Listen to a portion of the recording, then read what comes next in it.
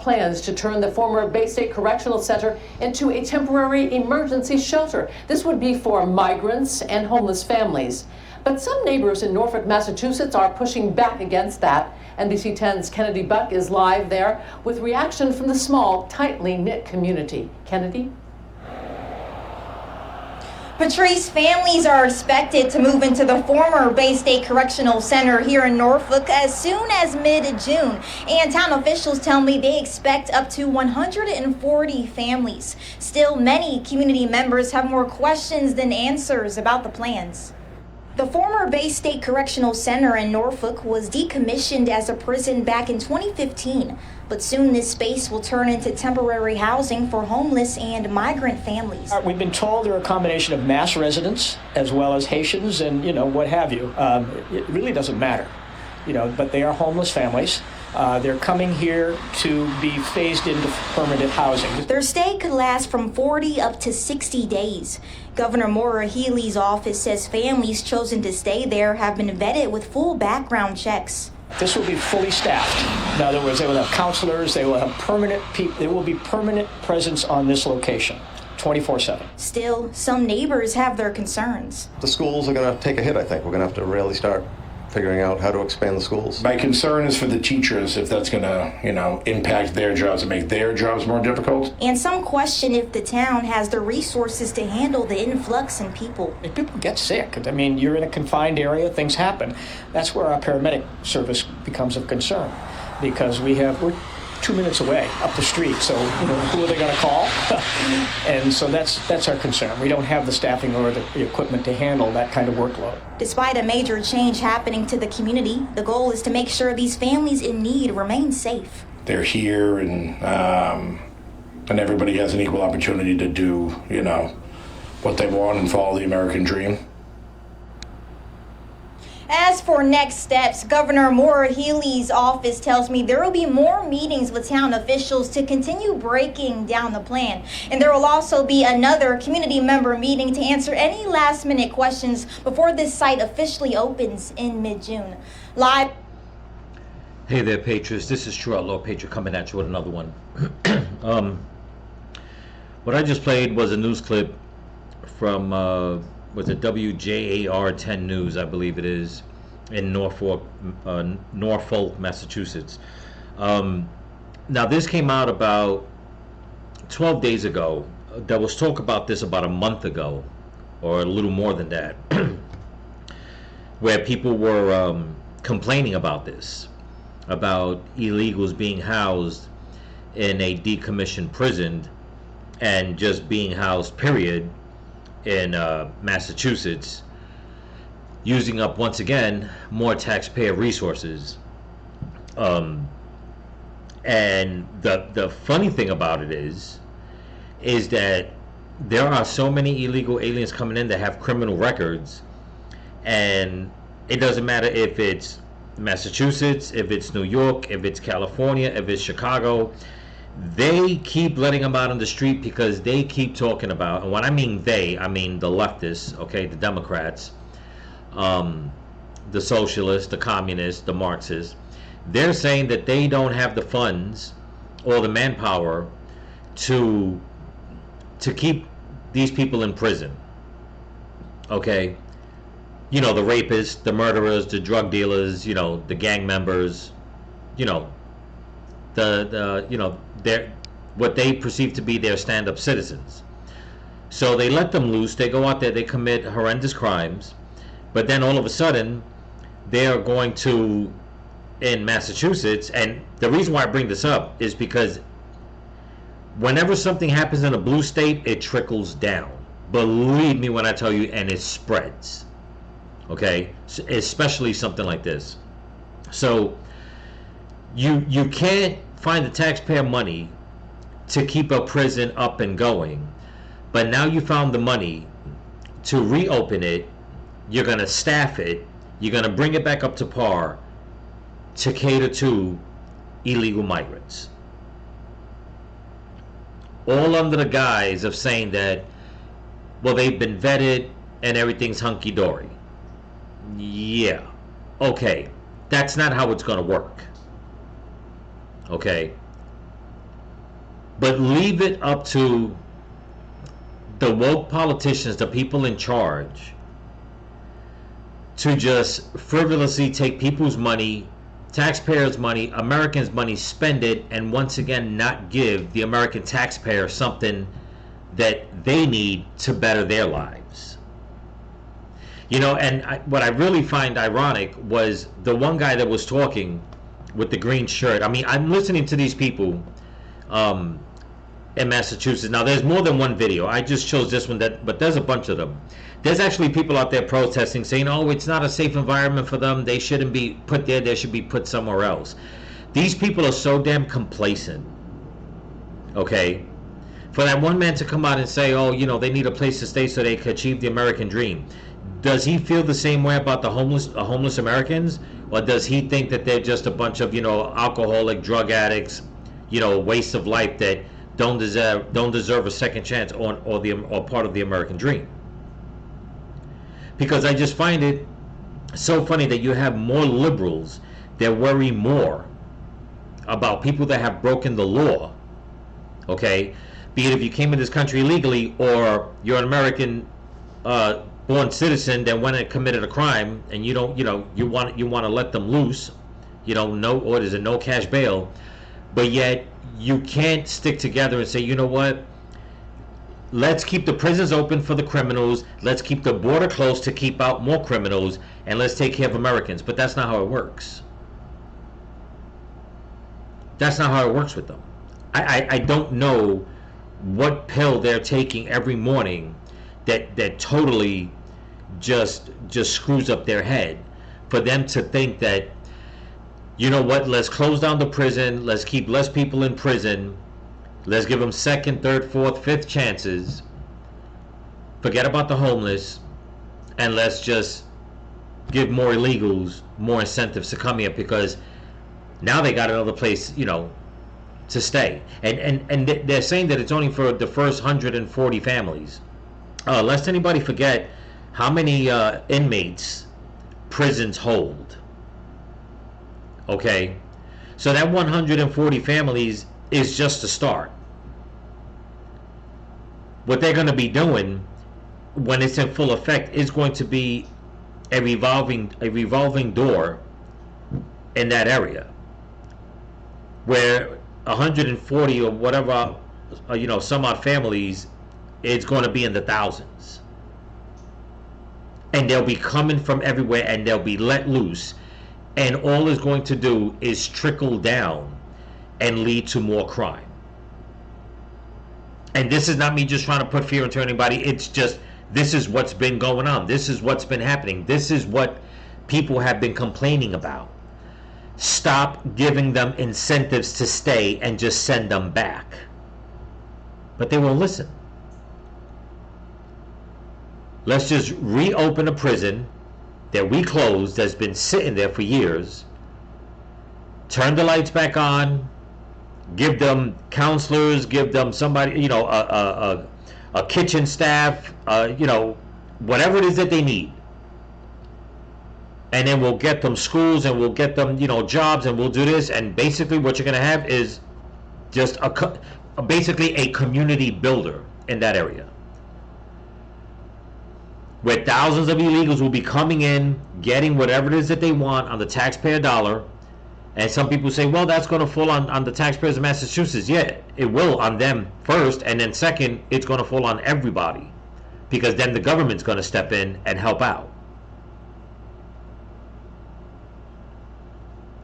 You know, I don't understand how these people can call themselves American and even use the phrase American dream when you're taking away from natural born Americans to cater to people that came to this country illegally. It's just disgusting, and it's just mind-boggling. You know?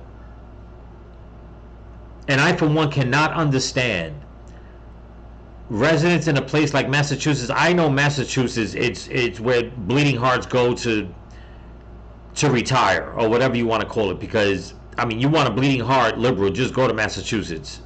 I mean, that, you know, that there's a lot of patriotic Americans there, but what I'm saying, I mean, there's just too many damn liberals in Connecticut, Massachusetts. I mean, you name it. It's mind-boggling. But it's like, do you not care about your community? Do you not care about the resources that are going to be used that by right should be used for you and your community? And you're okay with this, which means that you're okay with your next door neighbor that may not like this situation.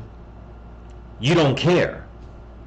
So you're going to put your next door neighbor in an uncomfortable situation while also taking their taxpayer money to fund your ideology, to fund your movement, your agenda, your campaign.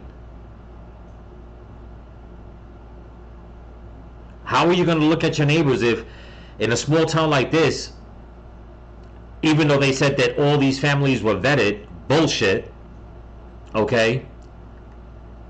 Because the spike in crime committed by illegal immigrants is going up every single day. Okay? What are you going to do when one of those slips through the wire and commits a horrible crime in your little town? What do you tell your neighbor then? Oops, we missed one? I, for one, I'm not understanding how the more people are protesting and complaining to shut the border, the more these woke leftists keep catering and just opening up the door to more and more illegals and using up more taxpayer money to do this. And then call themselves Americans. You're damn traitors to this country. You don't care about America. You drape that flag over yourself to protect yourself, but you're nothing but a damn traitor to this country.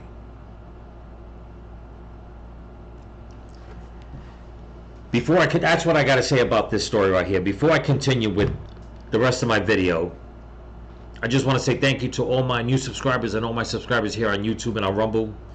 So don't forget to comment, like, share, subscribe, pass the channel around. And if you can help support the channel, there's a link in my description to my Cash App and my merch store, TrueOutlawPatriot.com. Sorry about that. The next story that I'm going to show you, okay, is just as mind-boggling, coming out of California. And I, for one, I won't stop saying it. The Democratic Party has, they have sold their souls, okay? Not only do they not care about Americans and this whole debacle that's going on with illegals coming in, they don't care about children, okay? But before I go into that context, I'm going to show you a quick video of how, just so people know how screwed up California is, how, in my opinion, how I feel that demonic people, okay, are in charge in California. This is going to blow your mind, so bear with me.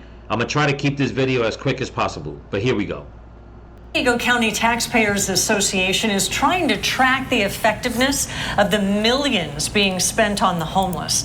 But the group tells Team 10 investigator Austin Gravish it was forced to destroy data that held the answer. The downtown streets in America's finest city can be cruel. It's horrible. It's drugs. That's all it is. There's the open drug use, the homeless acting erratically, and folks like Amber Bernardino living on disability and priced out of the most expensive city in America. We need so much more help than what we're getting, and where the money's going, I don't know. But the city of San Diego is spending a lot of money on the crisis. More than $218 million just in the last 3 fiscal years, to be exact. But how effective all that money is at getting people off streets like this isn't properly tracked, according to a recent state audit. The audit found California spent $24 billion in the past 5 years to tackle the problem without monitoring outcomes. We want to follow the money. Haney Hong wants to know where all this money is going. He's the CEO of the San Diego County Taxpayers Association and says his organization was tracking data that shows what publicly funded programs help people get off the streets.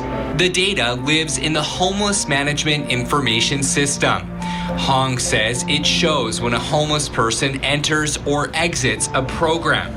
In San Diego, the data is kept by the Regional Task Force on Homelessness, a nonprofit organization. Hong says 2 years ago, the task force gave the Taxpayers Association access to the anonymized data going all the way back to 2015. But then they terminated this data sharing agreement, and then we had to destroy the data. And then I've heard excuse after excuse why they can't give us those data when we've asked for it again, and a refresh and a catching us up to today. You were asked to destroy the data. We were required to destroy the data per the data sharing agreement that we signed with them. Hong says looking back, he wishes he never signed the agreement that required the data to be destroyed, something that is often required in contracts like these. There's so much money, public money, going into helping those on the street, and the public deserves to know what's happening with that. He says his research team analyzed the data and clearly could see some programs were making a dent in the crisis while others were not. We learned that we could study that. And that's, I think, what it is that we're all looking for.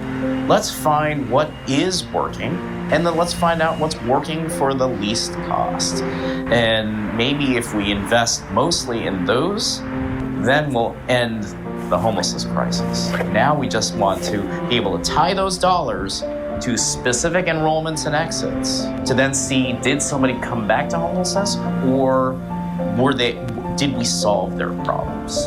I asked the task force to respond to Hong's concerns. The nonprofit told me it worked with the Taxpayers Association for a year on a project that didn't produce a single report. A spokesperson told me the task force follows federal guidelines on handling data during and after research projects.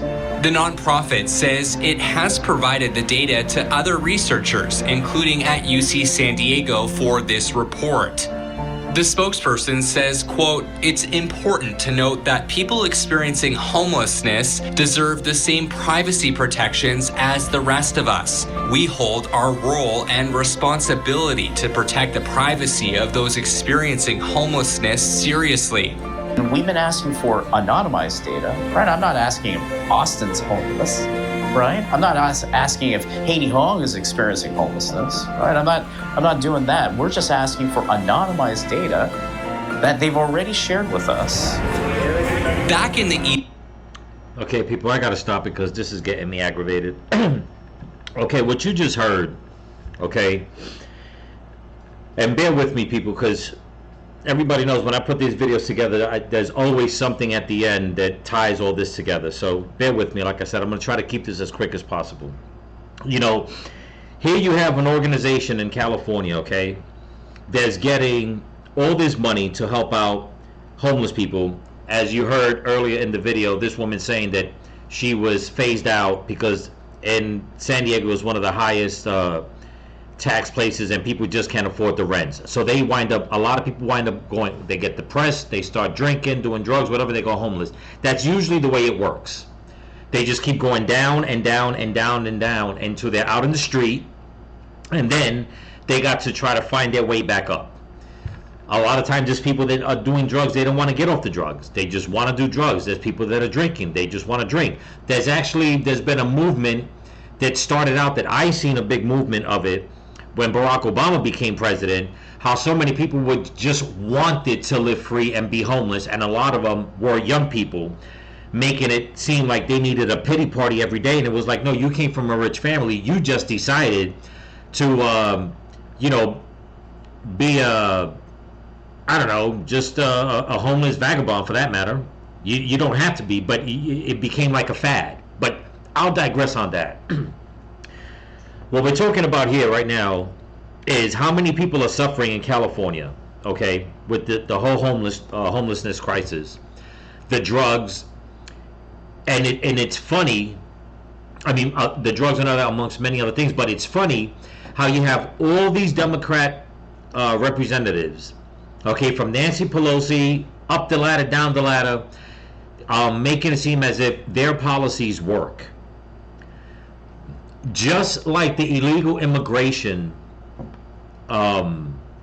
money laundering scheme that's going on, that's exactly what's going on in this situation and in many situations like this around the United States, especially in these blue states, okay, where the Democrats are in power. They collect hundreds of millions, if not billions of dollars. They say they're going to do X, Y, and Z with it, and when it's time to show the checks and balances, case in point, like this man says right here, the data is destroyed. Why? Because it's money laundering. That's all it is. It's basically money laundering. Because if it's working, okay, then that means that you're empowering more people. They're getting on their feet. They're becoming productive again. That big bag of money gets smaller and smaller and smaller. So what do? To keep getting more money? You destroy the data and you're back to square one. And then the people that want to keep helping and saying, like this gentleman was saying, we just need the data to find out what was working. You'll have a government organization. That's why I do not stand with NGOs and all that, especially these not-for-profit or non-for-profit organizations. I'm sorry. If it's coming from a blue state, chances are it's money laundering. It's just another front. Okay, but I'll digress on that. That's my opinion. They'll come out and pull the social card and say, well, we can't just give you these people's information. You know, they're protected. But the man is saying that's not what we want. What we want is the data that's saying how much money did we put into this program, how many people did it help, and what exactly did we do in that program to help X amount of people. If we send 10 drug addicts in there and 8 of them came out clean, what was it that you did? And how much money did you spend? In other words, what this man wants is checks and balances. He wants the checks and balances, and he wants to know what's working to keep helping people. Okay? Because not everybody that goes homeless started out like that. Started out in a bad life.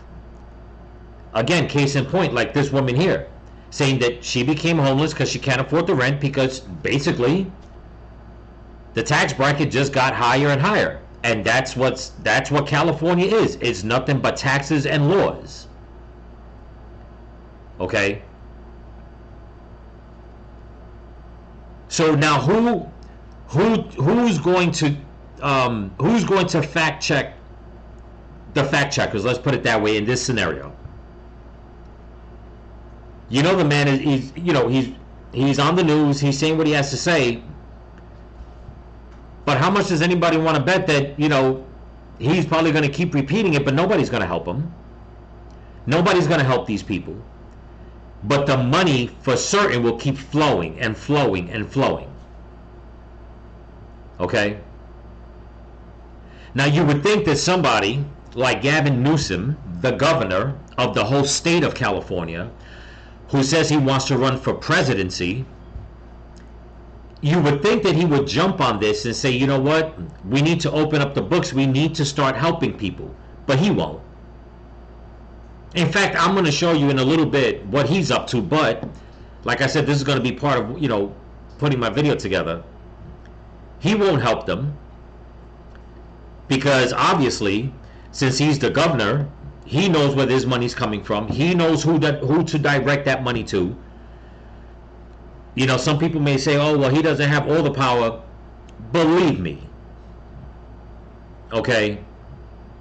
He knows how much money is being used up in California, how much money is coming in, and who exactly should be getting that money. But once again, you know, help illegals come in through California, wherever, give them a place. I mean, a couple of my subscribers told me that California gives illegal immigrants, 20% or whatever the case is, in order for them to get homes, to buy homes. So you're using taxpayer money to help illegals who came to the country illegally get their first home. Meanwhile, a lot of people that are homeless in California, there are supposedly programs set up to help them, but you destroy the data and nobody's being helped. It's, once again, it's just mind-boggling. It really is. Now, the reason why I came out and said before that I say that the Democratic Party, they're just demonic, okay? And I'm gonna show the video so you guys see what I'm talking about. These videos that I'm putting together, you'll see exactly what I'm talking about. So this is why I say that the Democratic Party, especially in California, that I believe that they're just run by demonic people. But here we go. A new law that would make purchasing children for sex a felony in California is making its way through Sacramento. It is headed to the Assembly's Public Safety Committee for review on Tuesday. But as NBC7 anchor Monica Dean reports, some sex trafficking survivors are upset over recent changes to the proposed law. We have to protect our kiddos. Marjorie Saylor has dedicated her life to protecting kids from those who seek to purchase children for sex. We need harsher penalties for the buyers. And I'm sorry, I have to say it, we haven't had an appetite as a nation to go after the demand. We have not had the appetite to do that. No one wants to arrest fathers for being out there buying sex. It looks like everybody. Saylor knows because her passion is fueled by personal experience. She's a sex trafficking survivor leader and a member of the California Coalition to End Sexual Exploitation and Demand. I had a lot of factors that kind of made me vulnerable to exploitation. I was trafficked 3 times before the age of 18. Saylor has been advocating for new legislation that for the first time would increase penalties for people who purchase children for sex from a misdemeanor to a felony in California, which would include prison time. SB 1414 was authored by Senator Shannon Grove. We know how the supply and demand works. In order to sell a child for sex, there must be someone willing to purchase that child for sex. That's why we're here today, to address the purchasers and put a stop to those who would pay to have sex with children. In April, Democratic Senate committee members imposed amendments to the bill. Most notably, the felony classification would only apply to people who purchase children 15 years old and younger for sex. Some committee members expressed concern about the language of the original bill. I would be comfortable and would support your bill if it had the amendments that the committee has been asking for. There's been some debate over the age of sexual consent, even though federal law says anyone under 18 cannot consent to selling themselves for sex, and minors who are considered victims of sex trafficking. In San Diego, the average age someone is lured into sex trafficking is 16 years old. The changes are upsetting for Saylor, who at 16 and 17 years old was in the throes of exploitation. What do you recall about those teenage years? I grew up really fast. It's okay. I'm gonna leave it right there. You know, and this is in San Diego. So the last video clip I showed you of the homeless people, that's in San Diego. This news report is being done in San Diego again. Okay? So you have Republicans saying that they want harsher penalties, and then you have Democrats saying, well, you know, it should only be if the child was 15 years or younger. I'm going to give everybody a quick story, okay? When I was staying in Arkansas, all right, I was working at a job, and I had somebody working that was hired on the job. And we got, you know, like got to know each other and stuff like that, you know, and just explain life stories to each other and stuff. She told me, okay, that she was walking home one day. She heard a girl crying for help. So when she went towards the girl, she seen the girl was visibly upset. She went up to the girl, what's going on, this and that, you know, oh, they're trying to get me. While she's trying to comfort the girl, she was grabbed from behind. The girl was in on it. She was able to escape at the hands of the people that kidnapped her a year and a half later. She said from that day, every single day for a year and a half, she was sex trafficked up to almost 30 times a day.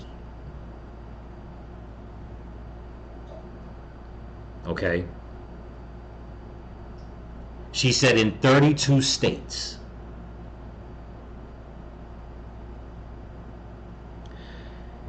It didn't matter how old she was.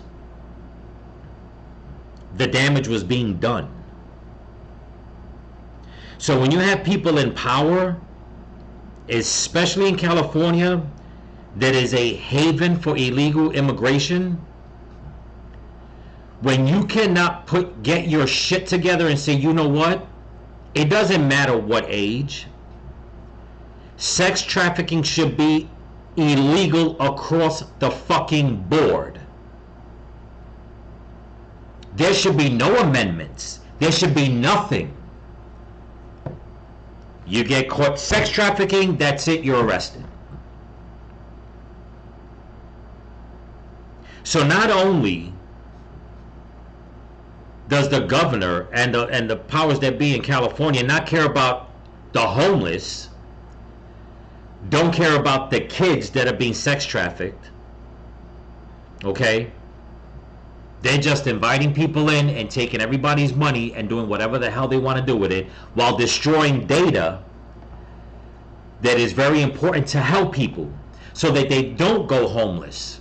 Maybe that one parent went homeless with their kids and then one of their kids get caught up in the street and gets driven into sex trafficking. Do you see what I'm trying to say, people? You see where I'm going with this? It's a domino effect of how the powers that be, the Democrats and rhino Republicans that are in charge, of how they destroy things. They want your vote, they want your money, and then it's like, fuck you, I'm in power now. So I know some of you may be asking, okay, we've got it this far, what's the final point? The final point is this, and I'm going to show it to you right quick. You've seen what's happening in Massachusetts, run by, you know, a blue city, okay? Run by people that don't care about their constituents, okay? And even the constituents that agree with it don't even care about their next door neighbor, they might not agree with it. And then you go to California, where there's been nothing but crime, nothing but murder, drugs, you name it, it's the wild, wild west. Although there's many good people living in California that really want to change, and even some people on the other side of the aisle, on the blue side, that want change, you would think that the governor would stop trying to pander the fact and saying, you know what, forget the presidency, I got to handle my state. If I can't handle my state, how the hell am I going to handle the other 49? You know, how am I going to get on the world stage if I can't even put my nose into helping the homeless get off the street, stopping sex trafficking, stopping the illegals from coming in, putting a stop to the gangs, putting a stop to the drugs, putting a stop to the crime, the rape, the murders? It goes on and on and on. No, you know what he's doing? I'll show you what he's doing. Here we go. This article came out 14 hours ago, okay? It says California residents outraged after state approves millions in reparations while battling $47 billion state deficit. Here we go, people.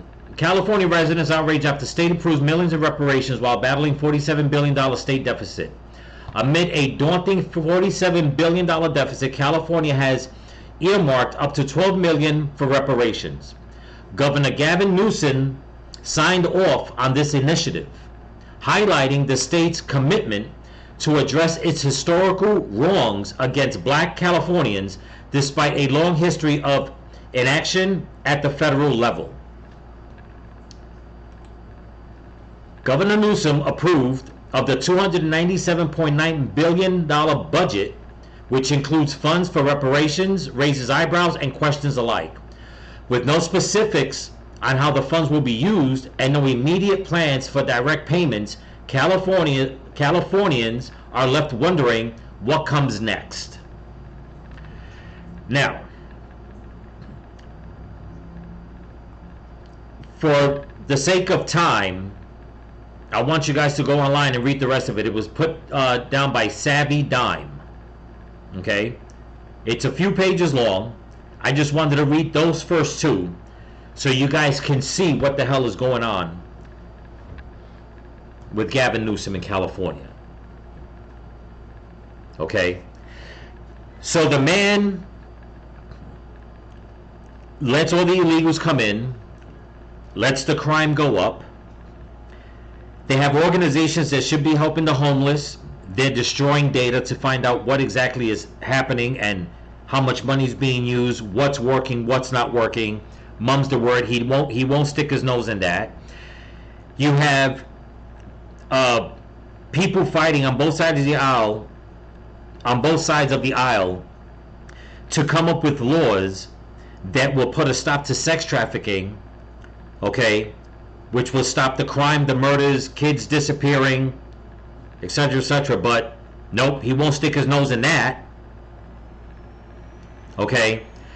Not to mention all the other chaos that's going on in California, but yet he sits there like the snake that he is with a big smile from ear to ear, trying to put commercials out saying that Governor DeSantis, that Florida sucks, everybody should move to California.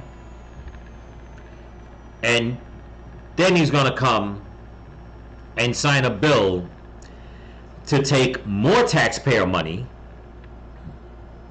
and give it to one class of person, okay, and say because, excuse me, what did he say here?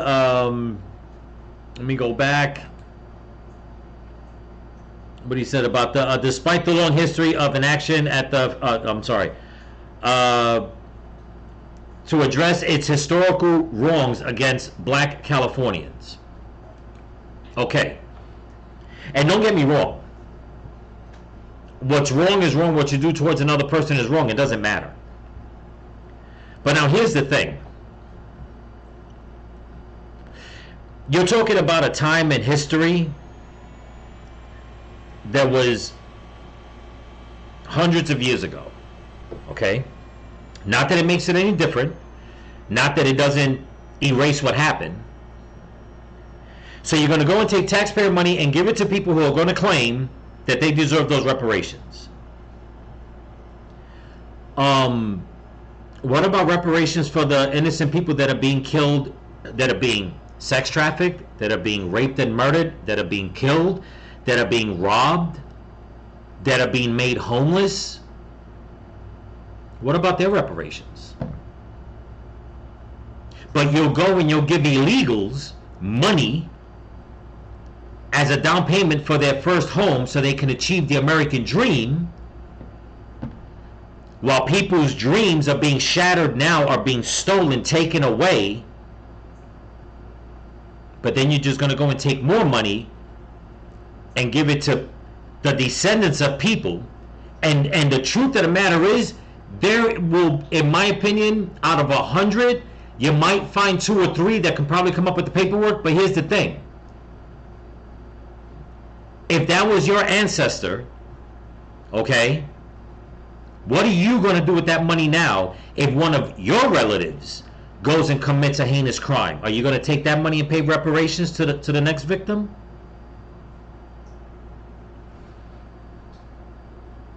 If I'm pissing anybody off, good. Fucking get offended. because it's the damn truth. You know, I tell you, these Democrats, when I say they're just being run by demonic forces, they really are.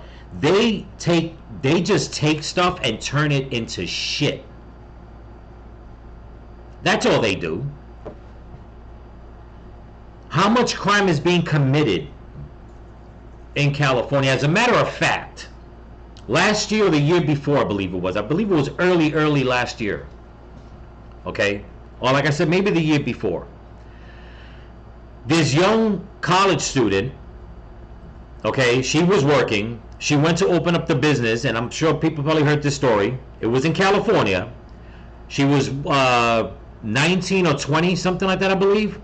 Some dude that they let out of prison now, and if anybody knows me, they know I'm not racist, but this was a young white girl who was butchered by a black guy who they let out of prison. Or I think they let him out on bail, or whatever the case is. She went to open up the business for the morning. He went in, he stabbed her to death and killed her. Now, since you want to talk about all the wrongs that California has done towards the blacks, is any of that money going to go to pay reparations for that white girl? Or how about this? There was a Jamaican family that left Florida because this was recent. This was recent, a few days ago. They drove to California to take their son to enroll in a college for football. Okay? And while they parked their vehicle and went into the restaurant, within a matter of minutes, when they came out, the car was broken into, all their luggage and money was stolen, their passports, birth certificates, everything was taken. Are they going to get reparations? Just curious. Now, do we know who the criminals were? No. Supposedly there was a witness that said that they pulled up in a car, they had masks on, they could have been white, they could have been black, whatever. But my point is, you've got more shit going on in California that people truly, truly need help, and you're gonna go and fucking pander? Talking about reparations? Because what California has done to blacks? Do you really want to play that race card? With all the crime that's being committed, race against race, black against white, white against black, Asian against Spanish, Spanish against... It doesn't matter. Innocent people are suffering. You're opening up the floodgates for them to be killed by criminals from all around the world. Okay? You're making it harder for people to live and pay their bills so they become homeless and get caught up into another way of life. Okay? You have incompetent, and not even incompetent, that's an easy word. You have evil people running organizations that instead of helping homeless people, be it they're white, black, Chinese, it don't fucking matter. No, you go and you destroy the data and then try to come out and say, oh, it's to protect their privacy. But they're out in the fucking street. What privacy are you protecting? It's all bullshit, people. It's all a big money laundering scheme. They don't care who lives and who dies, as long as that money keeps flowing. And then yet, you're going to have a brain-dead man in the White House right now, okay, that is telling people that he's running again. And even with all the chaos, the Democrats are still fighting themselves. It's demonic. I look at the Democratic Party and it reminds me of the freaking orcs. Okay? In the Lord of the Rings. They'll fight each other. You have the big orcs and the little skinny troll ones. And they'll fight each other just to rip each other apart and eat. They eat themselves. They're a den of vipers. They eat themselves. They're a cave of spiders. They eat themselves. Whatever it is that you can think of that is just that just might seem uncomfortable, that's exactly what the Democratic Party is. And all these victims keep popping up. And the best you're going to do is try to pander to one race. What about everybody else? But yet turn around and say that Donald Trump and people on the right, or not even Donald Trump or people on the right, anybody that just disagrees with this, because they'll even go after one of their own if they turn around and say, you know what, I want no part of this. You just say that those people are no good. That you're fighting the fight between good and evil. Yeah, you are definitely fighting a fight between good and evil. But you definitely are not on the side of good. But anyway, that's what I got for you. Don't forget to comment, like, share, subscribe, pass the channel around, give it a thumbs up. I apologize for the video being long, but if anybody knows me, it's the way it is sometimes, or all the time in my case. And if you could help support the channel, I'll leave a link in my description to my Cash App and my merch store, TrueOutlaw.Patriot.com. So remember, people, stay vigilant, keep praying for each other, keep praying for the children, keep praying for this country, and pray for Donald Trump. Peace.